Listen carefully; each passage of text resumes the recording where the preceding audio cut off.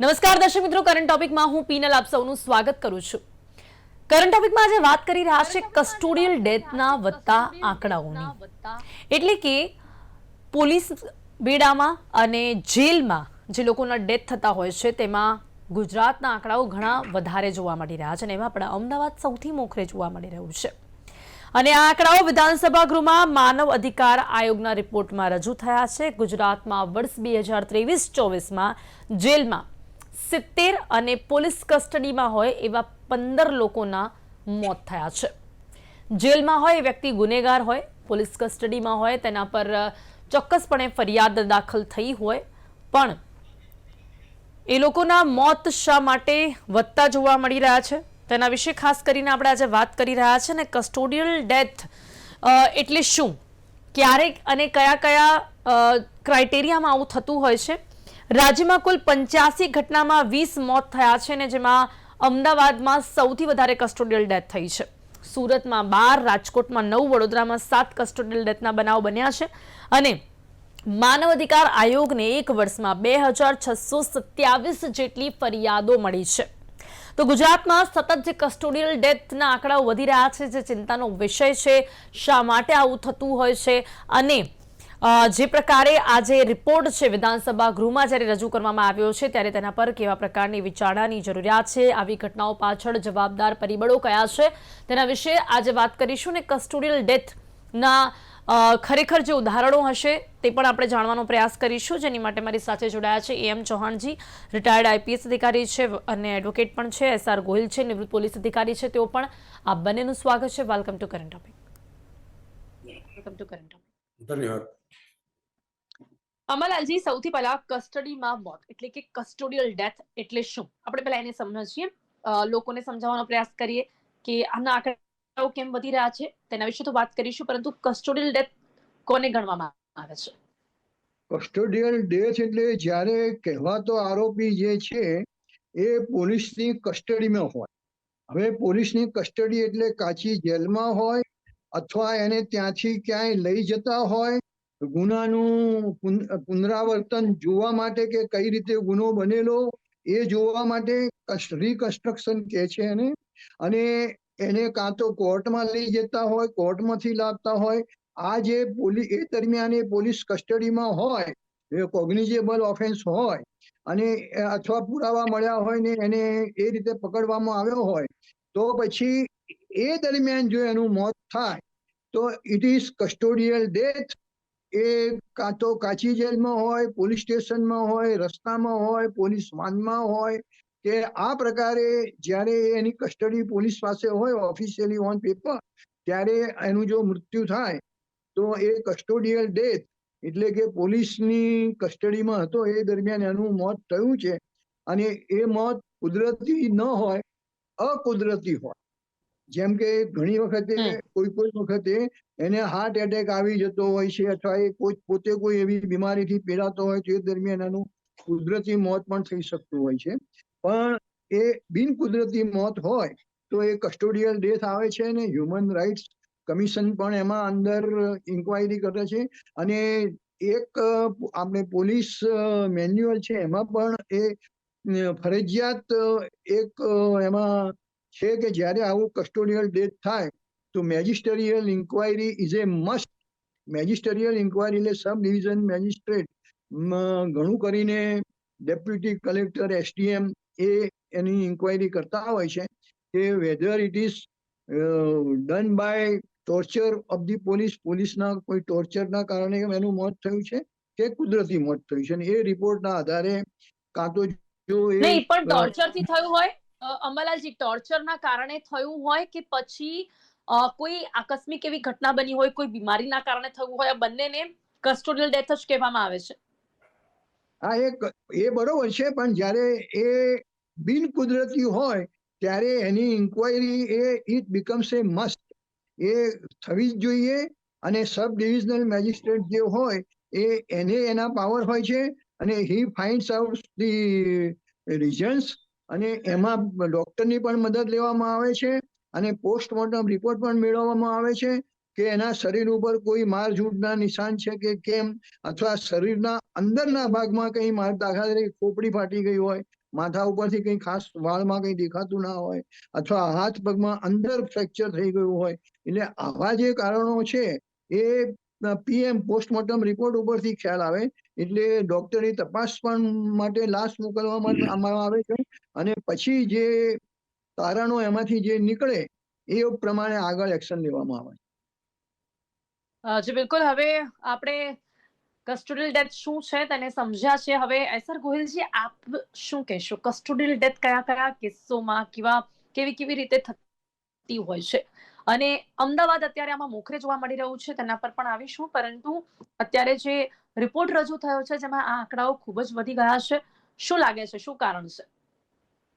Penal, મારા અગાઉના વક્તા શ્રી એમ ચૌહાણ સાહેબ ઘણા સિનિયર આઈપીએસ ઓફિસર છે. એક્સ ડિસ્ટ્રિક્ટ સુપ્રિન્ટેન્ડન્ટ તરીકે એમના એક બે પોસ્ટિંગમાં એમના હાથ નીચે હું એમના અસિસ્ટન્ટ તરીકે ફરજો બજાવી છે. સાહેબ ઘણા ડીપમાં કસ્ટોડિયલ ડેથની વ્યાખ્યાઓ, કસ્ટોડિયલ ડેથના કારણો એની ચર્ચા કરી, ઘણું બધું ઉપયોગી નોલેજ આપ્યું આપણને. પણ કસ્ટોડિયન ડેથ થવાના કારણો વિશે આપણે ચર્ચામાં સીધા ઉતરીએ, પછી એના પરિણામ તરફ જઈએ.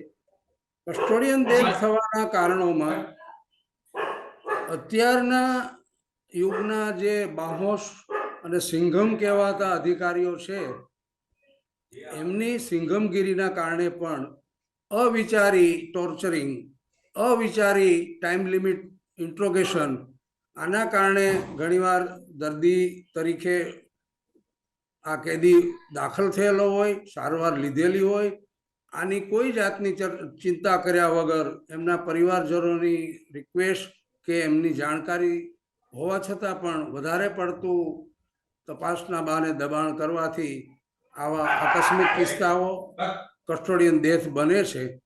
એનું મુખ્ય કારણ મેં કહ્યું એ પ્રમાણે સિંઘમ અધિકારીઓની ઉત્પત્તિ. સિંઘમ પિક્ચર જ્યારથી આવ્યું ત્યારથી ગુજરાતમાં સિંઘમ અધિકારીઓની ચર્ચા વધતી જાય છે, એમનું આગમન વધતું જાય છે.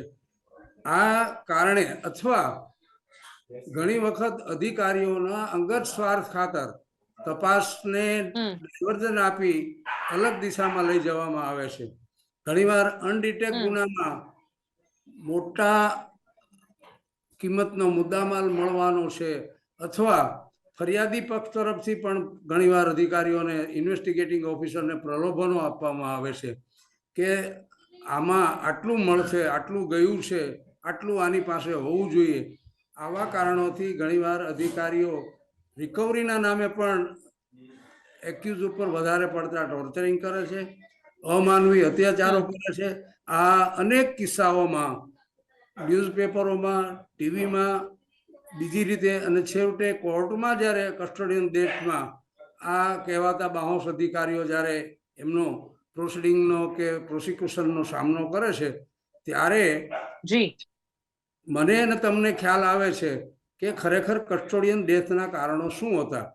એક ટૂંકમાં કહું, આજથી 40 વર્ષ પહેલા ઉમરાઈવાડી પોલીસ સ્ટેશનમાં જીવા વિલાકુટ્ટી નામના એક મદ્રાસી યુવાનનું જેલ કસ્ટડીમાં મૃત્યુ થાય છે. પછી એમના બેન વિદ્યાબેને પોલીસ અધિકારીઓ સામે ફરિયાદો કરેલી, અને એ પ્રોસિક્યુશનના અંતરે એ જમાનામાં ગોધરાના additional district superintendent of police અને એક ડેપ્યુટી સુપ્રિન્ટેન્ડન્ટ ઓફ પોલીસ, આવા બે અધિકારીઓને આજીવન કેદની સજા થયેલી. એક અધિકારી ડીવાયએસપી રેન્કના, એ તો ચાલુ પ્રોસિક્યુશન દરમિયાન દેહાંત થઈ ગયો. બીજા અધિકારી ગોધરાના એડિશનલ સુપ્રિન્ટેન્ડન્ટ તરીકે હતા, ત્યારે એમને સજાનો હુકમ સંભળાવવામાં આવ્યો. બહુ ચકચારી કેસ હતો. એ પછી પણ આવા પરિણામો આવે કસ્ટોડિયન ડેથના, અને આવું ભોગવવાનું આવે, એની કોઈ હજી પણ પોલીસ અધિકારીઓ દરકાર કરતા નથી. ઇન્વેસ્ટિગેશન એટલે ગોહિલ એટલે ક્યાંક ને ક્યાંક આપણે એવું કહી શકીએ છીએ કે કસ્ટોડિયલ ડેથમાં પોલીસનું ભ્રષ્ટાચાર અને પોલીસ એક અંશે જવાબદાર હોય છે. ઘણા એવા કેસો હોય છે કે જેમાં એ લોકો ક્યાંક પોતાની રીતે જે ઇન્ટ્રોગેશન કરતા હોય છે, જે કાયદાની વિરુદ્ધ હોય છે, અને ઘણી વખત ક્યાંક ભ્રષ્ટાચાર એમાં જ્યારે જોવા મળે ત્યારે પણ અંદર ખાને પોલીસ શું કરી રહી છે એ ક્યાંક કોઈને બહાર ખબર ન હોય, એના કારણે પણ આ ડેથ થતી હોય છે. બિલકુલ સાચું પિનલ. અંગત સ્વાર્થમાં બધું આવી જાય. એમનું કંઈક તોમતદાર પક્ષમાંથી કે ફરિયાદી પક્ષમાંથી મળવાની લાલચમાં પણ ઘણીવાર આરોપીને માનવતાથી વિરુદ્ધના પણ ટોર્ચરિંગ કરવામાં આવે છે. અને ઘણા અધિકારીઓનું હવે તો વિડીયોગ્રાફીથી બહાર પ્રજાને પણ ખબર પડે છે કે કેવા પ્રકારના અત્યાચારો કરવામાં આવે છે. ઇન્વેસ્ટિગેશન કાયદાની મર્યાદામાં થાય. અમરલાલજી, આપનું શું માનવું છે? સર, ગોહિલજીએ જે વાત કરી કે જેવા કેસો સામે આવે છે એમાં પોલીસ કેટલી જવાબદાર આપની મતે છે, અને આવી રીતે કસ્ટોડિયલ ડેથ થવી તો આપણે ક્યાંક એવું માની શકીએ છીએ કે પોલીસ બેડામાં એટલી હદે ભ્રષ્ટાચાર છે કે જેના કારણે આ આંકડાઓ સતત વધી રહ્યા છે, કે પછી ઇન્ટિગ્રેશનની કોઈ રીત બદલવાની જરૂરિયાત છે? હવે ગુનેગાર છે તો ગુનેગાર પાસેથી કોઈ પણ વાત કઢાવી એની માટે જે કરવું પડે એ કરવું પડે, પણ છતાં પણ ડેથ થાય કે પછી ખોટી રીત અપનાવીને પોતાનો અંગત સ્વાર્થ જોઈને પોલીસ ના અધિકારીઓ આવું કંઈક કરે અને એ ગુનેગારોનું ડેથ થાય. આમાંથી વધુ ઘટનાઓ કેવી જોવા મળી રહી છે, અંબલાલજી? આમાં કસ્ટોડિયલ ડેથમાં દરેક પ્રકારનું છે, દરેકમાં માત્ર ને માત્ર પોલીસ જવાબદાર છે એવું ના કહી શકાય. પણ એક વાત સાચી છે કે ઘણી વખતે પોલીસ અમલદારો એટલા બધા વર્કલોડ નીચે હોય છે કે પછી શોર્ટકટ અપનાવવાની સીધી એમને રહે છે કે આને થોડોક જરા ઠમઠોરીએ એટલે એ બધું કબૂલ કરી દેશે. અને ઘણી વખતે એમાં પોલીસ સાચી પણ ઠરે છે કે પેલા મારવાના ડરથી ને એના ડરથી એ પોતે ગુનો કર્યો હોય કે ન કર્યો હોય તો પણ એ કબૂલ કરી લે છે અને એ મારમાંથી એ રીતે બચવાની કોશિશ કરતો હોય છે. પણ બીજી બાજુ જોવા જઈએ આવું તો અંબલાલજી કેટલી વાર થતું હોય છે? પોલીસના ટોર્ચરથી લોકોએ ગુનો ન કર્યો હોય અને સ્વીકારી લે, આવું કેટલી વાર થતું હોય છે? હવે દાખલા તરીકે હું મારો પોતાનો એક દાખલો આપું. હું at that time I was ASP અને હું પોતે જ એની તપાસના વિઝિટેશનમાં હું હતો અને અમે એ જગ્યાએ કહેવાતો આરોપી જે અમને જેનું નામ ને સરનામું મુજે મળ્યું કે હમણાં માણસ બહુ પૈસા લૂંટાવે છે ને પહેલા તો કઈ નહોતું ને, એટલે અમે તરત એને ત્યાં રેડ કરી અને એને ઘેરે ગયા. તેના ઘરમાંથી એ તો ભાગી ગયેલો, પણ એની વાઈફ હતી, એક નાની છોકરી હતી. હવે એમાં મેં જોયું તો એક પછી મને એક નોટબુક મળી. નોટબુક ઉપર કોઈ નામ બામ લખેલું નહોતું, પણ અંદર કંઈક લખાણ હતું, મોહેજો દડો અને હડપ્પા સંસ્કૃતિ ને એવું. એટલે મેં દીકરીની માને પૂછ્યું કે તમારી દીકરી કયા ધોરણમાં ભણે છે? કે 3જા ધોરણમાં. એટલે મેં કહ્યું આ નોટબુક કોની છે? એટલે કશું બોલી નહીં. અને કે હવે આ જે મોહેજો દડો ને આ બધું જે ભણવાનું હોય એ 7મા 8મા 9મા ધોરણમાં જ આવતું હોય છે. એ બીજા ધોરણમાં કંઈ ખાસ આવતું નથી અને અક્ષર પણ એ દીકરીના નહોતા. એટલે પછી અમે તપાસ કરી અને વોચ રાખી અને જયારે બીજા 3જા દિવસે એ સાંજે કે રાત્રે ઘેર આવ્યો ત્યારે અમે એની ધરપકડ કરી. હવે જો અમને એમ હોત કે ભાઈ આનો હવે સીધો રસ્તો એ કરીએ તો કાં તો એની બહેનીને બી 2-4 લાફા મારી દીધા હોત કે બીજું કર્યું હોત. પણ પોલીસનું કામ જે છે ધીરજ પણ માગી લે છે, સાથે સાથે બુદ્ધિ પણ માગી લે છે અને સાથે સાથે મહેનત પણ એટલી જ માગી લે છે. એટલે હવે બીજો એક હું દાખલો આપું. હું જુનાગઢ ડિસ્ટ્રિક્ટ એસપી તરીકે હતો ત્યારે નાઇટ રાઉન્ડમાં હું કેશોદ પોલીસ સ્ટેશન ગયેલો અને ત્યાં એક આ લોકો જે શેડ્યુલ કાસ્ટના એક છોકરો એટલે 28-30 વર્ષનો હશે અને જેનું બિલકુલ પાતળું સરખું બોડી હતું અને કઈ આમ ચહેરો બી કઈ બહુ આમ તેજ વાળો કે એવો નહોતો. એને પકડીને લાવેલા. મેં કહ્યું આને શામાં લાયા છે? એટલે કે ચોરીના ગુનામાં. મેં કહ્યું એ કે છે? એટલે કે આ સાહેબ એને ચોરી કબૂલ કરી છે. એટલે મેં પાછી સૂચના આપી કે આની ઉંમર 28-30 વર્ષની છે અને ચોરીમાં પકડાયો છે, એને ચોરી કબૂલ કરી છે, તો તમે જરા એને વ્યવસ્થિત પૂછપરછ કરો તો એની પાસેથી બીજા ગુનાઓ પણ નીકળી શકે. પણ પછી અને હું રાત્રે પછી બીજા જગ્યાએ પણ મારે બીજા પોલીસ સ્ટેશનો બધું ચેકિંગ આ તે કરવાનું હતું એટલે હું ત્યાંથી નીકળી ગયો અને સવારે 7 પછી ઘેરે જઈને સુઈ ગયો. સવારે 7-8 વાગે જાગ્યો ને જે અમારા ડેઈલી રિપોર્ટ આવે છે તેમાં મેં પહેલું જ જોયું કે આ ગુનેગાર છે ત્યાં કસ્ટડીમાં એક્સપાયર થઈ ગયેલો, એને આત્મહત્યા કરેલી. એટલે મને ડાઉટ ગયો કે આ લોકો કઈ મારામારી કે આવું તેવું તો નથી કરેલું. આત્મહત્યા એટલે એને ક્યાંકથી દોરડું ક્યાંકથી લાવી અને પોતાની જાતને ત્યાં એમાં એટલે ગભરાઈને એને જે કર્યું આ પણ લટકાવી દીધેલી. કસ્ટોડિયલ ડેથમાં જ આવે ને અંબાલાલજી, હા, આ એ પણ પણ કસ્ટોડિયલ ડેથમાં જ ગણવામાં હા, આવે. એ હવે એને પણ પોતે જાતે સુસાઇડ કરી. હા, એ પણ કસ્ટોડિયલ ડેથમાં જ આવે.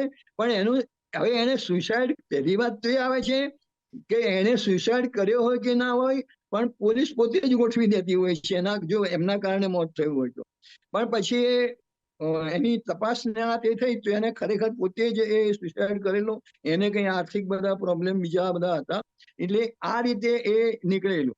આવો જ એક યુપી એનો બનાવ છે કે પોલીસે કઈ ડાકુઓને કઈ પકડેલા ના હતા, એમાંથી પછી બહાદુરી બતાવવા માટે 1-2 જણને મારી નાખ્યા. અને એમાં બીજા જે પોલીસ એમાં એ રેડમાં સામેલ પણ નહોતી, એમણે પણ પોતાના ફોટા અંદર ફોટા પાડતા હતા, એટલે બહાદુરીનો પોતાનો ફોટો આવી જાય એટલે અને એ બધાને સજા થઈ, કારણ કે એ ડાકુઓનું ખોટું એન્કાઉન્ટર નહીં, કરવામાં ઓકે આવેલું. ઓકે અંબાલાલજી, ઘણા સારા ઉદાહરણ આપ્યા છે આ બધું જ સમજાવવા માટે. એસકે ગોહિલજી, શું હવે આપને પૂછીશ કે Y it is so easy, કેમ આટલું સરળ છે કોઈ પણ ગુનેગારને મારી દેવું, કાં તો પછી એમના પર એટલું બધું ટોર્ચર કરવું? ક્યાંક લાગે છે કે હવે જ્યારે પોલીસ એમની પાસેથી કંઈક કઢાવતી હોય, એમની ડ્યુટી છે, પણ એની એક હદ હોય. હવે એ હદ વટાવે ત્યારે કોઈ સીસીટીવી તો હોય નહીં, સાહેબે એમાં કોઈ સીસીટીવી તો હોય નહીં. ક્યાંક લાગે છે કે પોલીસ અધિકારીઓના હાથમાં કંઈક વધારે પડતી વાત હોય છે, કે વધારે પડતા એવા હક હોય છે એમાં કે જેના કારણે બધા કોઈ જ મોનિટરિંગ ત્યાં ના થઈ શકે, લોકો જે ઈચ્છે તે કરી શકે. એમને જો પૈસા આપવામાં આવે કે આની સાથે કંઈક આવું કરી દો તો પણ એ કરી શકે. એન્કાઉન્ટર કરવું પણ ઈઝી હોય. થોડુંક સરળ છે આપણા ત્યાં. જી આમાં એવું ગોહિલજી. છે આમાં એવું છે કે બધા જ પોલીસ અધિકારી એવા છે અથવા તમામ પોલીસ એવી છે એવું માની લેવું એ યોગ્ય નથી લાગતું મને. આજના જી જી બિલકુલ દિવસોમાં પણ અંબાલાલજી આપની વાત સાચી છે. જી જી અંબાલાલજી, એક મિનિટ. એસઆર ગોહિલજી, આપને શું લાગે છે કે ઈઝી છે આ? પોલીસ જો આવું કંઈ પણ કરી દે તો એક તો એ ગુનેગાર છે, એટલે એટલે ગુનેગારને મારવું, શું એ કોઈ ગુનો નથી બનતો? એસઆર ગોહિલજી. પિનલ, કાયદો કોઈને, જી ગોહિલજી, મારો અવાજ આવી રહ્યો છે આપને? હાજી હા. પિનલ, ઓકે સમજાયું ઓકે, નહીં. યસ આપનો અવાજ આવી રહ્યો. પિનલ, મારવાનો કાયદો કોઈ છૂટ આપતું નથી. વિશેષ માનવ અધિકારના દાયરામાં આવીએ તો એટલું ચોક્કસ કહી શકાય કે પોતાના સોમાનનું રક્ષણ, પોતાના જીવનું રક્ષણ એ દરેક માણસનો અબાધિત અધિકાર છે. વાત રહી ઇન્વેસ્ટિગેશનની, ઇન્વેસ્ટિગેશનમાં અત્યારે એટલી બધી હાઈફાઈ ટેકનોલોજી છે, ઇન્ટ્રોગેશનના એટલા બધા સાયન્ટિફિક રીઝનથી પણ ઇન્વેસ્ટિગેશન થાય છે. કેટલી પ્રકારના આરોપીઓના ટેસ્ટ થાય છે. જરૂરી કિસ્સામાં તો વારે 2-3 પ્રકારના ટેસ્ટ કરીને એની પાસેથી ગુપ્ત માહિતીઓ મેળવવામાં આવે છે. માત્ર કન્ફર્મેશન કે કબૂલત મેળવવા માટે અત્યાચાર કરવો, ઢોરમાર મારવો અથવા બીજી રીતે એને માનસિક પીડા આપવી એ કોઈ કાયદાથી છૂટ આપતી નથી. વાત રહી પોલીસની પોતાની જવાબદારી ઉપર ઇન્વેસ્ટિગેશન કરવું અથવા સાયન્ટિફિક ઇન્વેસ્ટિગેશનથી રિઝલ્ટ લાવવું, આ 2 રસ્તા ચોક્કસ છે. એમાં મારકૂટને, ઈજાને કે મોત નિપજાવવાને કોઈ કાયદામાં છૂટછાટ નથી. પિનલ. જી બિલકુલ. હવે અમરલાલજી, પણ મારો સવાલ એ છે કે ક્યાંક ને ક્યાંક આપણા ત્યાં એવો ઢાક પીછોડો કરી લેવામાં આવે છે કે પછી ક્યાંક થોડુંક સરળ થઈ જાય છે કે જ્યારે પોલીસ, મેં પહેલા પણ પૂછ્યું કે પોલીસ એમની પાસેથી જ્યારે પૂછપરછ કરે ત્યારે સીસીટીવી હોય એ તપાસ, જે પણ ઇન્ટ્રોગેશન કરવા માટે, ઇન્વેસ્ટિગેશન કરવા માટે એમને મારે એ એમની ડ્યુટી છે. હવે એ માર કેટલી હદ સુધીનો હોવો જોઈએ, ક્યાં અટકવું જોઈએ, ક્યાં પછી રોકાઈ જવું જોઈએ, એ બધાના કાયદા નિયમો શું હોય છે અંબાલાલજી? નહીં, એમાં ગોહિલ સાહેબે બરાબર વ્યવસ્થિત રીતે સમજાવ્યું છે કે એ ગુનેગારને હાથ અડાડવાની પણ પોલીસને સત્તા નથી. આપે કહ્યું કે એને મારવો પડે, એ મારવો ન પડે અને મારવો પણ ન જોઈએ, કારણ કે એ હ્યુમન રાઇટનો ભંગ છે, માનવ નું જે સન્માન છે એનો એ ભંગ છે.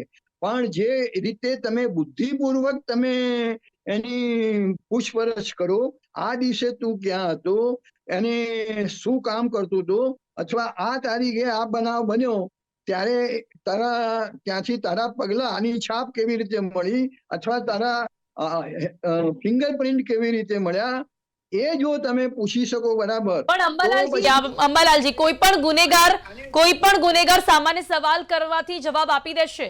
આપણે જે જોતા હોઈએ છીએ ઓરેલ્સ કદાચ અમને ના પણ ખ્યાલ હોય, જે પણ પિક્ચર્સમાં બતાવે, ટીવીમાં બતાવે, મૂવીઝમાં બતાવે, અમે લોકો જોઈએ કે પોલીસ કઈ રીતે અમને મારે, તો શું એ કાયદાકીય રીતે એ શક્ય નથી હોતું? એ કાયદાનો ભંગ છે.